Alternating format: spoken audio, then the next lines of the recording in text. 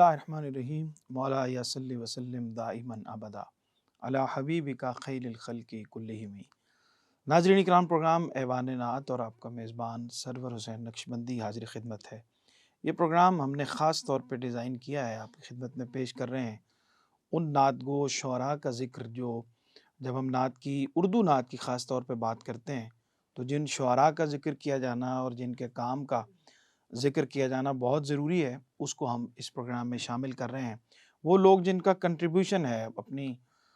کلام کے اعتبار سے، اپنی پڑھت کے اعتبار سے، اپنے انداز کے اعتبار سے، اپنے لہجے اور لہن کے اعتبار سے، تو ان لوگوں کو ہم اس پروگرام میں، بلکہ آپ لوگ ان کو جانتے ہیں، ان کے کلام سے آشنا ہیں، ان کے اشعار آپ تک پہنچے ہوئے ہیں، لیکن ان شخصیت کا تعارف، ان کے کلام کے محاسن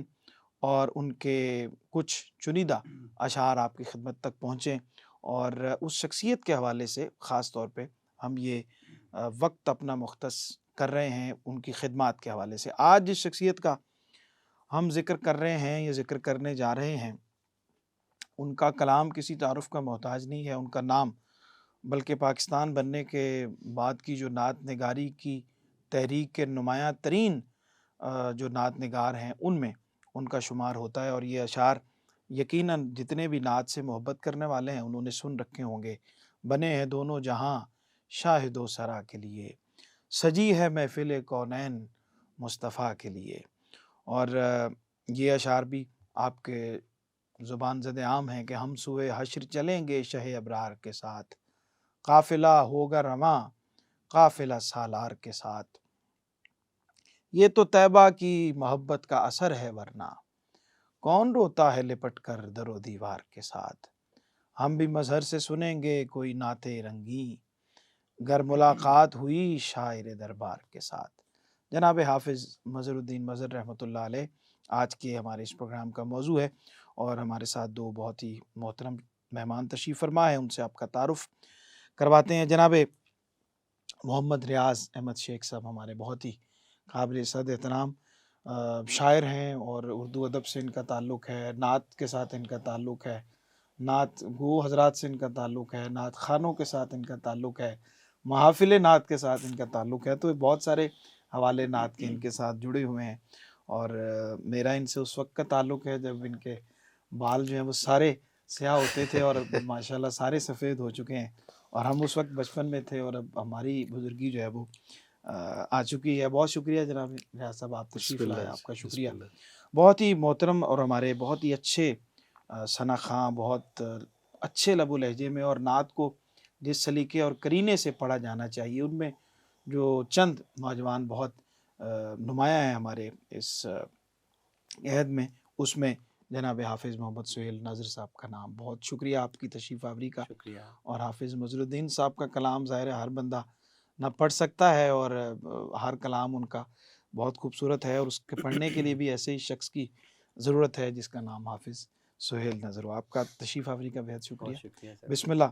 کلام عطا فرمائیں، پھر ہم آگے بڑھتے ہیں۔ عشق خواجہ میں ایک ایسا بھی مقام آتا ہے، سبحان اللہ، سبحان اللہ۔ عشق خواجہ میں واہ، ایک ایسا بھی مقام آتا واہ، واہ۔ ہے، دل دھڑکتا ہے تو رحمت کا واہ واہ، پیام آتا ہے، سبحان اللہ، سبحان اللہ، سبحان اللہ۔ دل دھڑکتا ہے تو رحمت کا پیام آتا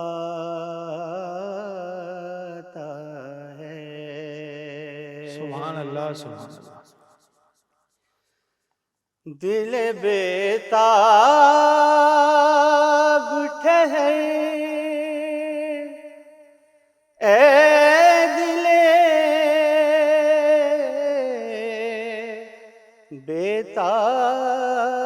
بیتاب ٹھہر،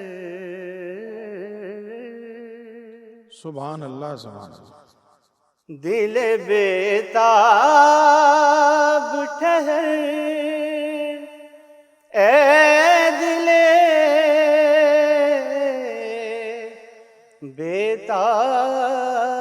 بیتاب ٹھہر، واہ واہ با ادب باش کہ طیبہ کا مقام واہ واہ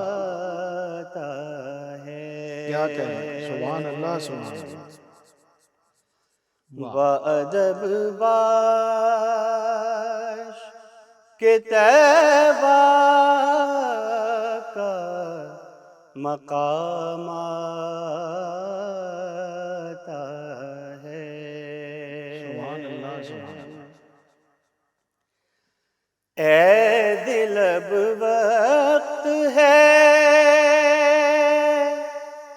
پیری کا، مدینے چلیے، واہ واہ سبحان اللہ سبحان اللہ اے دل اب وقت ہے پیری کا، مدینے چلیے مدینے چلیے، واہ واہ آشیانے میں واہ پرندہ سر شام آتا کیا کہنے کیا کہنے واہ واہ واہ آشیانے میں واہ پرندہ پرندہ سر شام آتا ہے، سبحان اللہ سبحان اللہ آشیانے میں بیست خواجہ ہوئی، باد رسولان کرام، واہ واہ بیست خواجہ ہوئی، باد رسولان کرام رسولان کرام، واہ صفے ہو واہ واہ جائے کیا کہنے مکمل تو امام آتا ہے، کیا کہنے صفے ہو کیا جائے کہنے مکمل تو امام آتا ہے، رومیوں جامیوں سادی پہ موقوف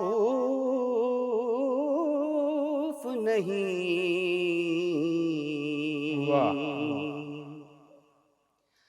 رومیوں جامیوں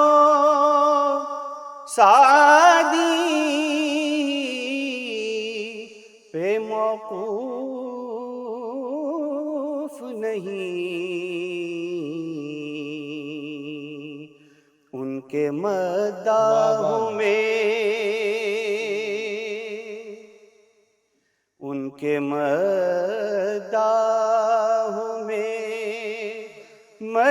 مظہر کا بھی نام واہ واہ واہ، آتا ہے، سبحان اللہ سبحان اللہ، ان کے مداحوں مظہر میں کا بھی نام آتا ہے۔ مظہر کا بھی نام آتا ہے۔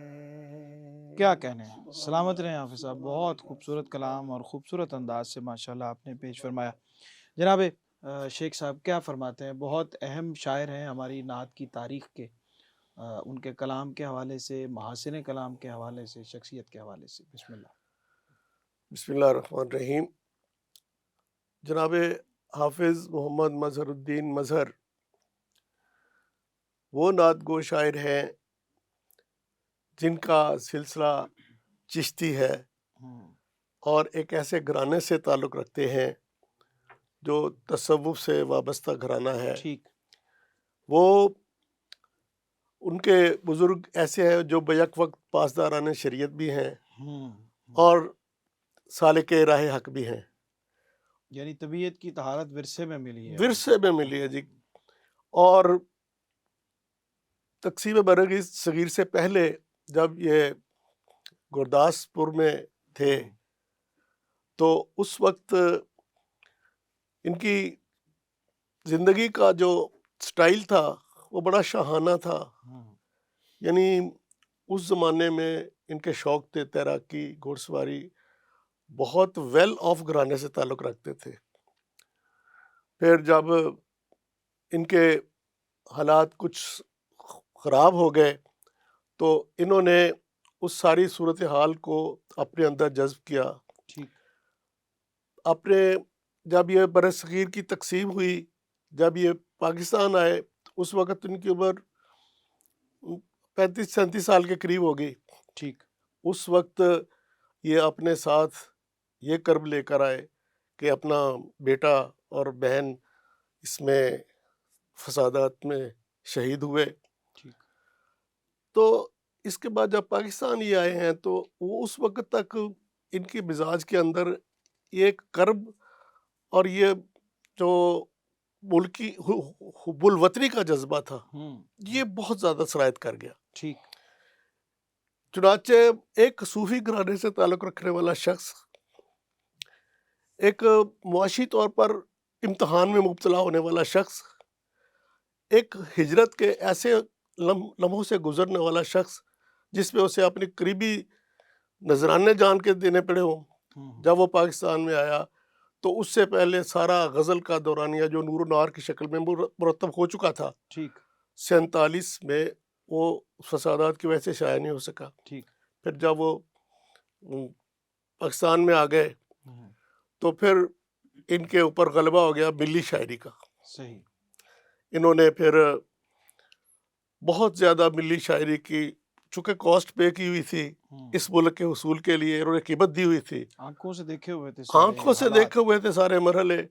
چنانچہ نور و نار کے بعد ان کے 2 ملی شاعری کے کتابیں سامنے آئیں، شمشیر و ثنا اور حرب و ضرب۔ ٹھیک، اس کے بعد پھر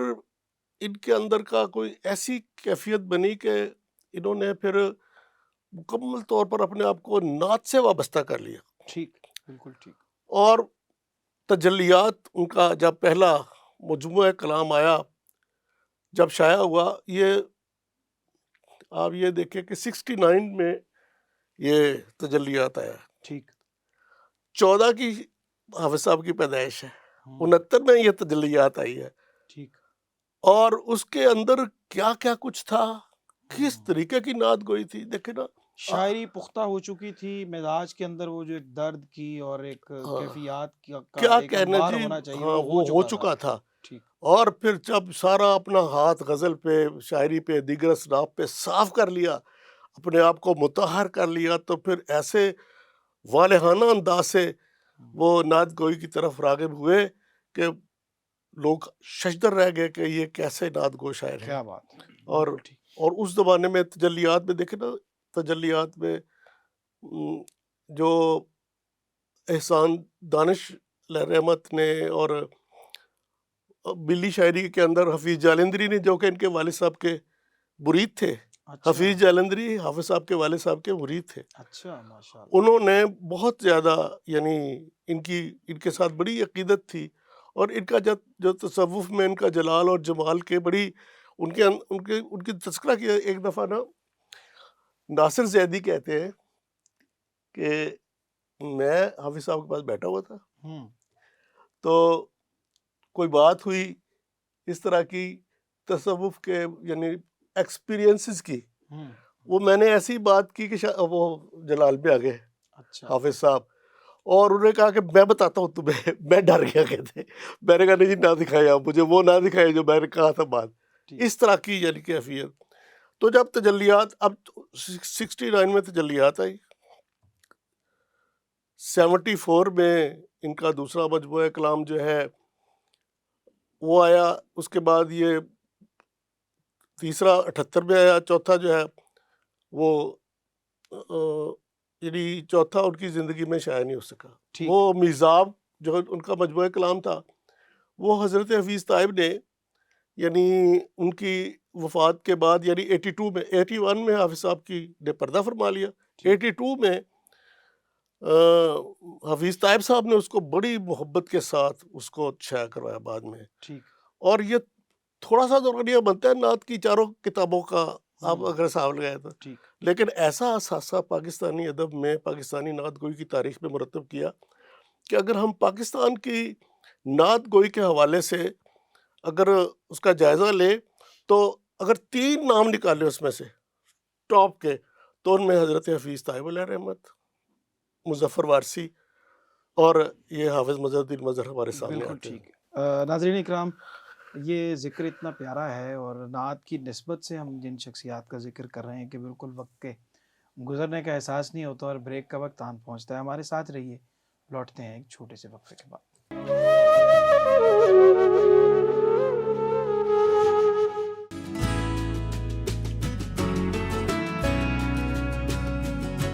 اس موبائل ایپلیکیشن میں منہاج ٹی وی کی لائیو سٹریمنگ ملاحظہ کی جا سکتی ہے. اس کے علاوہ آپ مختلف موضوعات پر شیخ الاسلام ڈاکٹر محمد طاہر القادری کے شائع شدہ ہزاروں خطابات اور شارٹ کلپس بھی ملاحظہ کر سکتے ہیں. یہ موبائل ایپ ایپل اور اینڈرائیڈ دونوں پلیٹ فارمز پر دستیاب ہے.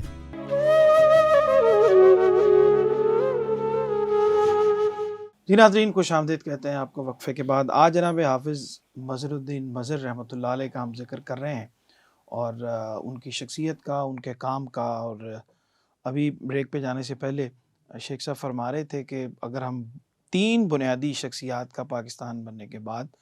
نعت کے حوالے سے انتخاب کریں تو ان میں حافظ مظہر الدین رحمۃ اللہ علیہ کا نام جو ہے وہ بھی آتا ہے. یعنی ان کا کام اتنا اہم ہے، ان کی شاعری اتنی اپنے اندر توانائی رکھتی ہے کہ جب ہم تذکرہ کریں گے تو ان کا ذکر کیے بغیر ہم آگے نہیں بڑھ سکتے. حافظ صاحب کی بہت ساری نعتیں جو ہے وہ شعراء نے پڑھی، اور اس دور میں جناب حفیظ طیب صاحب کا بھی ان سے تعلق رہا، جناب پیر نصیر الدین صاحب کا بھی ان سے تعلق رہا. تو ابتدائی طور پہ ان کے جو کلام بہت معروف ہوئے، لوگوں نے پڑھے. یہ بھی کلام کے اندر ایک قوت ہوتی ہے اور اللہ کریم کی عطا ہوتی ہے کہ آپ اچھا لکھیں اور پھر اس کو جو اچھا پڑھنے والے لوگ ہیں ان کی آواز سے وہ کلام زیادہ اس کا ابلاغ ہو اور لوگوں تک پہنچے. تو حافظ صاحب کو اللہ نے یہ شان بھی عطا فرمائی تھی کہ ان کے بہت سارے کلام زبان زد عام ہوئے اور بہت سے معتبر اور محترم ثنا خانوں نے پڑھے، اور آج بھی وہ سنے اور پڑھے جاتے ہیں. کچھ اس حوالے سے ذکر فرمائیے آپ، ان کے جو معروف کلام ہیں جو پڑھے گئے اور اس کے اندر کیا کیا خوبیاں. سر میں عرض کروں کہ حافظ صاحب کی ابتدائی طور پر نعتیں جتنی بھی زیادہ تر منظر عام پر آئی ہیں، جی، اس میں سید منظور القونین صاحب کا بڑا یعنی نام سامنے آتا ہے، ان کے ساتھ بہت تعلق رہا. ٹھیک. بلکہ وہ خود بتاتے ہیں کہ میں ان کے گھر میں میرا بڑا جانا آنا تھا. ان کی اہلیہ محترمہ کو اماں جی کہتے تھے، ان کو نعتیں سناتے تھے. ٹھیک. حافظ صاحب جو ان کو نعتیں دیتے تھے پڑھنے کے لیے، وہ ان کو سناتے تھے. اس زمانے میں وہ بنے ہیں دونوں جہاں شاہد دو سرا کے لیے بڑی معروف ان جی کی سجی ہے محفل کونین مصطفیٰ کے لیے، اور ادھر بھی کوئی ابر رحمت کا چھیٹا، ادھر بھی نظر بے سہاروں کے والی. واہ واہ. یہ نعتیں، اور پھر آپ دیکھیں کہ وہ نعت ایسی کیفیت والی نعت ہے، ہوس جاہو حشم دل سے نکالی میں نے، دیکھ کر شان اویسی و بلالی میں نے، کیا بات ہے، سبحان اللہ، جب ازل میں ہوئی تقسیم جمال و جلوہ، واہ در محبوب سے کچھ خاک اٹھا لی میں نے۔ واہ، یہ اس طرح کے نعتیں، پھر وہ تیری نگاہ سے ذرے بھی مہر و ماہ بنے، گدائے بے سر و ساماں جہاں پناہ ملے بنے، کریم یہ بھی تیری شان دل نوازی ہے کہ ہجر میں میرے جذبات اشک و آہ بنے، اور کیا، اور ہم سوئے حشر چلیں گے شاہ ابرار کے ساتھ۔ اب یہ دیکھیں نا، حافظ صاحب نے جو نعتیں اساتذہ کی غزل کی زمین میں کہی ہیں وہ بھی بڑی شاہکار ہیں۔ اب یہ جو ہم سوئے حشر چلیں گے شاہ ابرار کے ساتھ، یہ میر کی زمین، رات محفل میں تیری ہم بھی کھڑے تھے چپکے، جیسے تصویر لگا دے کوئی دیوار کے ساتھ۔ اب دیوار کے ساتھ حافظ صاحب نے دیوار کے قافیے کے ساتھ جو اس نعت میں شعر کہا نا، یہ تو طیبہ کی محبت کا اثر ہے، ورنہ کون روتا ہے لپٹ کر در و دیوار کے ساتھ۔ اور سرور بھائی بتاتے ہیں، اویس ان کے بیٹے اویس بصر صاحب نے بتایا کہ جب یہ نعت لکھ رہے تھے اور جب یہ شعر کہہ رہے تھے نا حافظ صاحب، یہ تو طیبہ کی محبت کا اثر ہے، ورنہ کون روتا ہے لپٹ کر در و دیوار کے ساتھ، اور حافظ صاحب ایسے دیوار کے ساتھ ایسے ایسے ایسے ایسے یعنی ایسے کر رہے تھے اور بے تحاشا رو رہے تھے، اور یہ کیفیت، یہ تو طیبہ کی محبت ایسے، یہ تو طیبہ کی محبت کا اثر ہے، ورنہ کون روتا ہے اور رو رہے ہیں، اور ایسی کیفیت بتاتے ہیں اویس بصر صاحب کہ یعنی واقعی میں سمجھتا ہوں کہ جتنا غلبہ حافظ صاحب کے اوپر عشق رسول کا تھا، اور وہ جس طریقے سے غرقاب عشق رسول تھے، اور ان پر یعنی وہ فنا فی الرسول تھے، اور جب کوئی صوفی فنا فی الرسول کے مقام پر آتا ہے نا، صوفی فنا فی الرسول، فنا فی اللہ تو الگ وہ ہے ہی ہے نا، صوفی فنا فی الرسول کے مقام پر آتا ہے، اس کی نعت کا جواب ہی کوئی نہیں ہوتا، اس کی نعت کو کون پہنچ سکتا ہے؟ کیا بات، اس لیے انہوں نے بہت زیادہ ایسی توحید تو شیطان بنا دیتی ہے، دیکھ سرکار کا انکار نہ ہونے پائے، یہ حافظ صاحب اس طرح کی۔ اور غالب کی زمین میں انہوں نے جو نعت کہی، وہ اس میں کہ یوں یہ ردیف ہے، دیکھیں غالب کی زمین میں کہ یوں یہ ردیف ہے، اس ردیف میں ایسے ایسے خوبصورت اشعار انہوں نے نکالے ہیں، بندے کی حیرت گم ہو جاتی ہے کہ یہ ردیف نعت کے مزاج کی نہیں ہے، تو یہ کیسے انہوں نے اس میں اتنی جاندار اور اتنی شاندار کہی ہے کہ آدمی پڑھ کر اشش کر اٹھتا ہے، کیفیت سے لبریز، ٹیکنیکلی تو جو ہے سو ہے ہی ہے، اس نعت میں بھی ایسی کیفیت سے لبریز۔ وہ جی کیا شعر ہے اس کو در رسول کا، کیا جی وہ شعر، وہ جو کہے جو یہ کہے کہ فخر کی شان میں دلکشی کہاں، جو یہ کہے کہ فخر کی شان میں دلکشی کہاں، ان کو در رسول کا مجھ سا گدا دکھا کہ یوں۔ اس طرح کے اشعار انہوں نے اپنی نعت پہ، اس نعت میں بھی کہے، اور پھر وہ اپنا فقر رہے اس میں بھی ضرور دکھایا، اور ایک کمال دکھایا جی۔ کیا بات ہے، سبحان اللہ سبحان اللہ۔ ناظرین اکرام، پروگرام کا وقت جو ہے وہ اپنے اختتامی لمحات پہ ہے، اور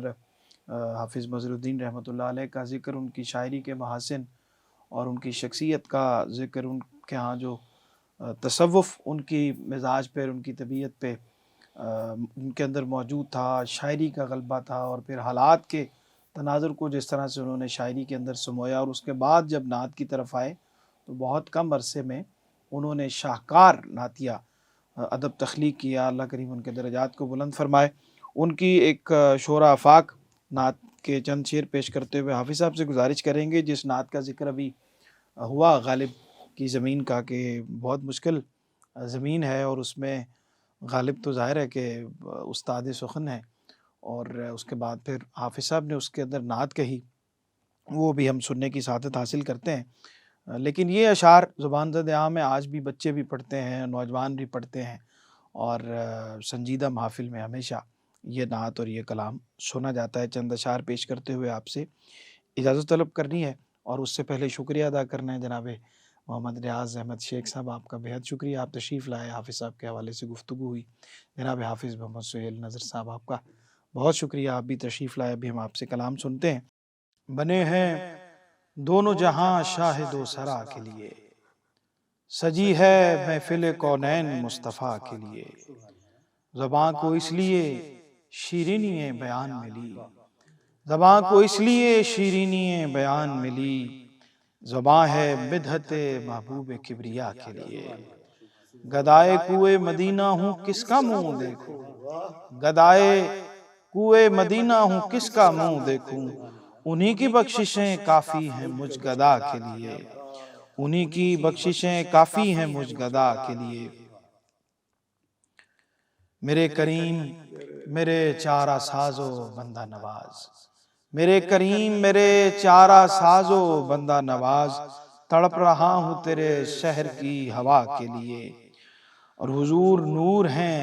محمود ہیں محمد ہیں، جگہ جگہ نئے عنوان ہیں ثنا کے لیے، اور عجیب نشہ بے نام سا ہوا محسوس، عجیب نشہ بے نام سا ہوا محسوس، زبان جب بھی کھلی ہے تیری ثنا کے لیے، بنے ہیں دونوں جہاں شاہد و سرا کے لیے، سجی ہے محفل کونین مصطفیٰ کے لیے۔ انہی خوبصورت اشعار کے ساتھ ایوان نعت سے سرور حسین نقشبندی کو اجازت دیجیے، اور آخر میں حافظ سہیل نظر صاحب کلام عطا فرماتے ہیں۔ کیا کہوں ان کے لطف سے،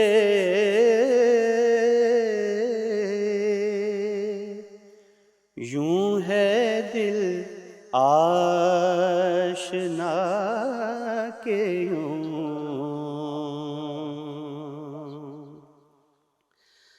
کیا کہوں ان کے لطف سے،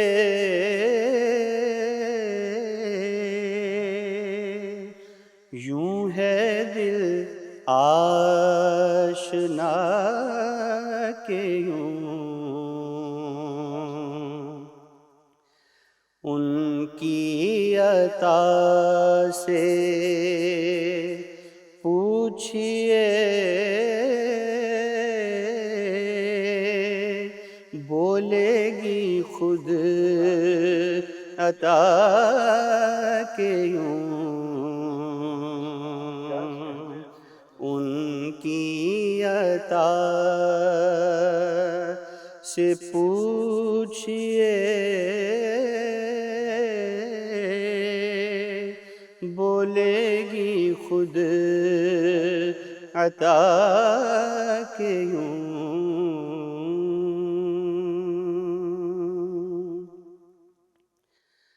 مجھ کو یہ فکر تھی کہ میں پہنچوں گا طیبہ کس طرح،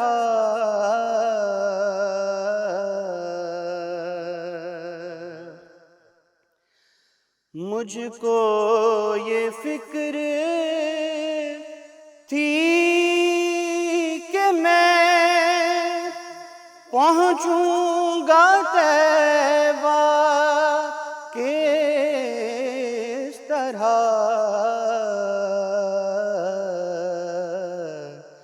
باغ جہاں کے صحن میں چلنے لگی ہوا کے یوں،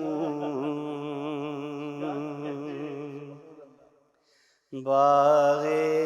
جہاں کے صحن میں چلنے لگی ہوا کے یوں،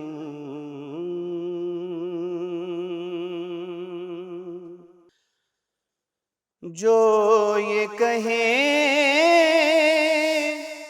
کہ فقر کی شان میں دلکشی کہاں، ان کو درے رسول کا مجھ سا گدا دکھا کے یوں، ان کو درے رسول کا مجھ سا گدا دکھا کے یوں،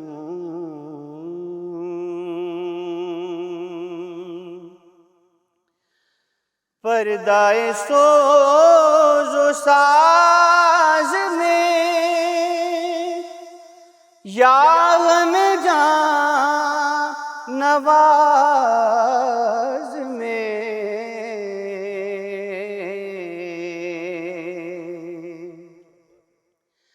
پردہ سوز و ساز